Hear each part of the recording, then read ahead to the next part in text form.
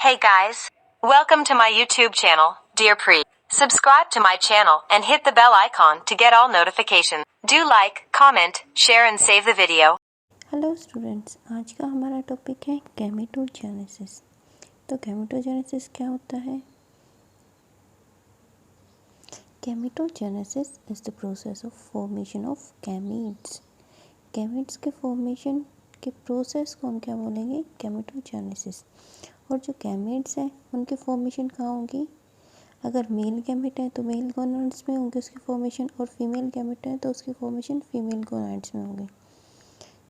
तो male gamete कौन सा होगा? स्पर्म होगा, और फीमेल गैमेट ओवा होंगे। स्पर्म की फॉर्मेशन मेल गोनाड्स में एंड ओवा की फॉर्मेशन फीमेल गोनाड्स में। जो गैमेट्स होते हैं उनके अंदर हैप्लॉइड क्रोमोसोम नंबर होता है, और जो उनकी फॉर्मेशन होती है उसमें एक प्रोसेस होती है मियोसिस, जो हैप्लॉइड क्रोमोसोम मेंटेन करने में हेल्प करती है। तो उसका क्या होगा? बहुत ही इम्पोर्टेंट रोल होता है उसके अंदर। अब देखो, फॉर्मेशन ऑफ स्पर्म। अगर स्पर्म की फॉर्मेशन होगी तो उसे हम क्या बोलेंगे? स्पर्मेटोजेनेसिस। ओवा की फॉर्मेशन होगी तो oogenesis। अब देखो, गैमेटोजेनेसिस जो होती है उसके अंदर 3 फेजेस होती हैं डिफरेंट। तो सबसे पहले क्या होगी? मल्टीप्लिकेशन होगी तो उसके अंदर माइटोसिस प्रोसेस होगी। उसके बाद क्या होगी? ग्रोथ फेज में क्या होती है? जो सर्टोली सेल्स होती हैं सेमनीफेरस ट्यूबुल्स के अंदर, वो न्यूरिशमेंट प्रोवाइड करेंगी ग्रोइंग स्पर्मेटोगोनिया को, और वो ग्रो करके प्राइमरी स्पर्मेटोसाइट की फॉर्मेशन करेंगे। तो ये है ग्रोथ फेज़। अब ग्रोथ फेज़ के बाद क्या आएगा? Maturation phase. मैचुरेशन फेज़ में क्या होता है? मैचुरेशन फेज़ में जो प्राइमरी स्पर्मेटोसाइट होता है वो मियोसिस करेगा। मियोसिस भी 2 फेजेस में डिवाइड होती है, मियोसिस 1 एंड 2। जो मियोसिस 1 होगी तो प्राइमरी स्पर्मेटोसाइट को सेकेंडरी स्पर्मेटोसाइट में कन्वर्ट कर देगी। प्राइमरी स्पर्मेटोसाइट होता है वो डाइप्लॉइड नंबर का होता है, लेकिन जो सेकेंडरी स्पर्मेटोसाइट होता है वो हैप्लॉइड इन नंबर। तो मियोसिस फर्स्ट क्या होगी? रिडक्शनल डिवीजन मीन्स हाफ कर देगी वो क्रोमोसोम नंबर को। अब जो सेकेंडरी स्पर्मेटोसाइट है वो मियोसिस सेकंड के बाद स्पर्मेटिड्स में कन्वर्ट हो जाएगा, और जो स्पर्मेटिड्स हैं वो भी हैप्लॉइड क्रोमोसोम नंबर में होते हैं। तो जो मियोसिस सेकंड है वो क्या है? Equational division means no reduction in chromosome number. अब हम स्पर्मेटोजेनेसिस को डिटेल में पढ़ेंगे। तो स्पर्मेटोजेनेसिस क्या होती है? Process of formation of sperms. It occurs in seminiferous tubules में। तो सेमनीफेरस ट्यूबुल्स जो होते हैं उसके अंदर कौन सी होती हैं? जर्मिनल एपिथेलियम सेल्स होती हैं। और जो जर्मिनल एपिथेलियम सेल्स की लाइनिंग होती है वो किससे मिलकर बनती है? Primordial germ cell and Sertoli cells. जो प्राइमोर्डियल जर्म सेल्स होती हैं वो फर्दर स्पर्म्स की फॉर्मेशन में हेल्प करती है, और जो सर्टोली सेल्स होती हैं वो नरिशमेंट प्रोवाइड करती हैं। तो जो स्पर्मेटोजेनेसिस है उसमें क्या होगी? सबसे पहले तो फॉर्मेशन ऑफ स्पर्मेटिड्स होगी। उसके बाद जो स्पर्मेटिड्स हैं वो स्पर्मेटोजोआ में कन्वर्ट हो जाएंगे, तो formation of spermatozoa, and this process is known as spermiogenesis. Spermatogenesis includes both process. एक प्रोसेस तो होगी फॉर्मेशन ऑफ स्पर्मेटिड, दूसरी है formation of spermatozoa. Formation of spermatozoa को हम स्पर्मियोजेनेसिस भी बोलते हैं। यही स्पर्मेटोजेनेसिस और स्पर्मियोजेनेसिस के अंदर डिफरेंस भी हम कह सकते हैं, क्योंकि जो स्पर्मेटोजेनेसिस है उसके अंदर कंप्लीट प्रोसेस होती है, और जो स्पर्मियोजेनेसिस होती है उसमें सिर्फ स्पर्मेटिड स्पर्मेटोजोआ के अंदर कन्वर्ट होते हैं या फिर डिफ्रेंशिएट होते हैं। हम देखो, जो स्पर्मेटोगोनियम है वो क्या करेंगे? माइटोसिस करेंगी। और ये कौन सी सेल्स होती हैं जो स्पर्मेटोगोनियम की फॉर्मेशन करती हैं? प्राइमोर्डियल जर्म सेल्स होती हैं, जो फर्दर एक्ट एज स्पर्मेटोगोनियम। तो स्पर्मेटोगोनियम डाइप्लॉइड इन नंबर होती है, मतलब उनके अंदर क्रोमोसोम कितने होंगे? 46।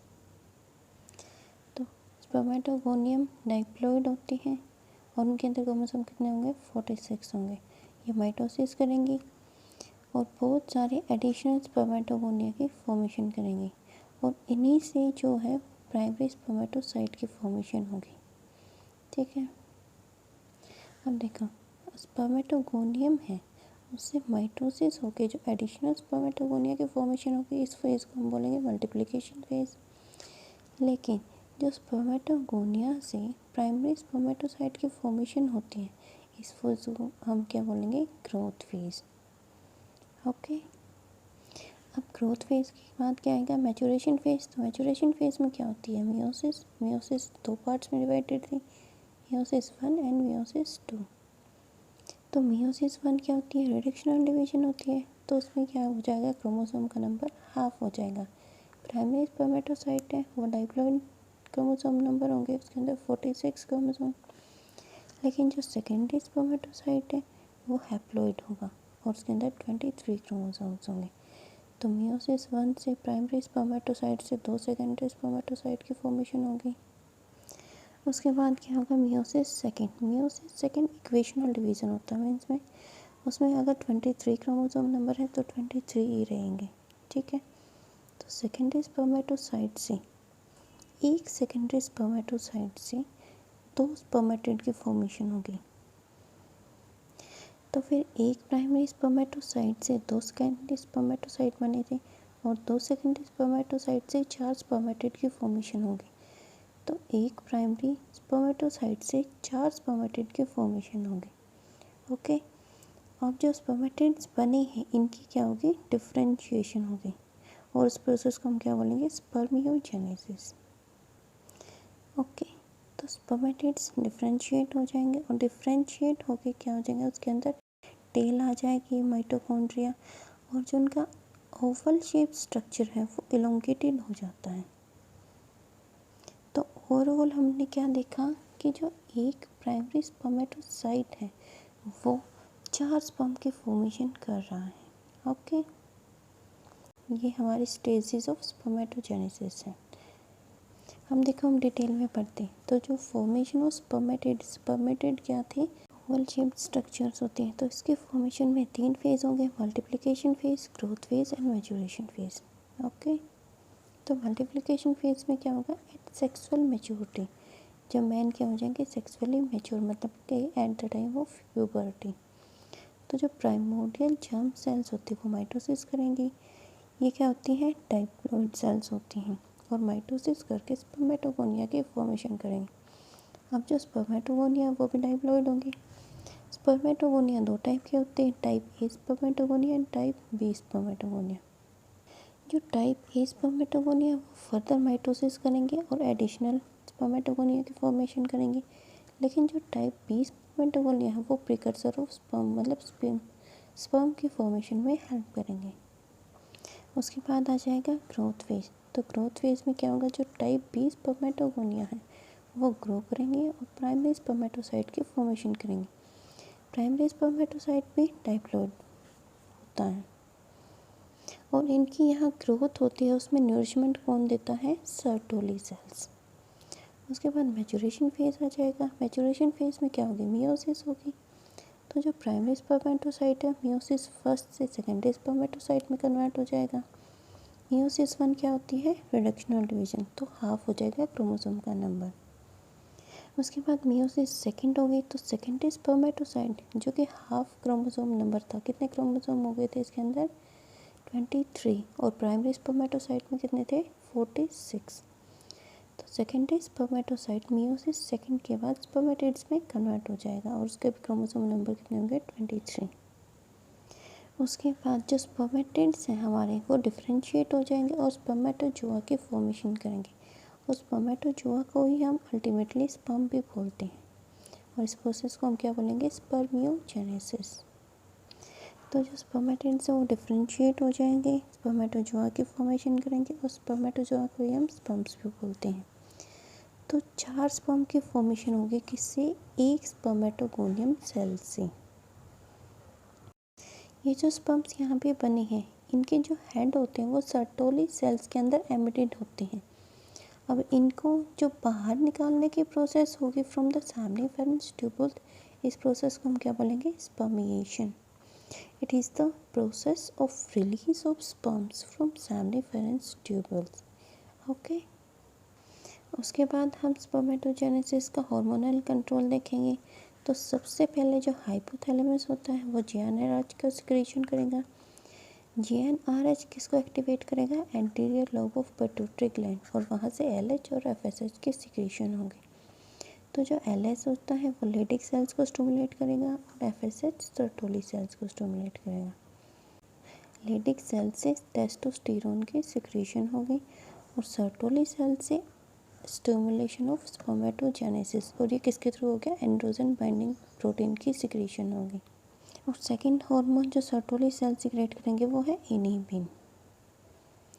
और अगर testosterone and inhibin excessive amount में सिक्रेट होंगे तो इन दोनों का क्या होगा? नेगेटिव इफेक्ट होगा। तो नेगेटिव इफेक्ट होगा तो इन सब की ये क्या करेंगे?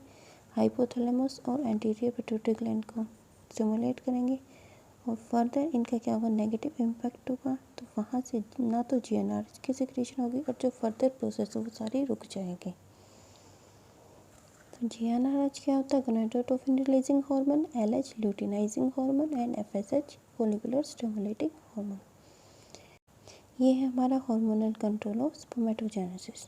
ओके, उसके बाद हम सिग्निफिकेंस ऑफ स्पर्मेटोजेनेसिस पढ़ेंगे। इसके क्या क्या सिग्निफिकेंस है।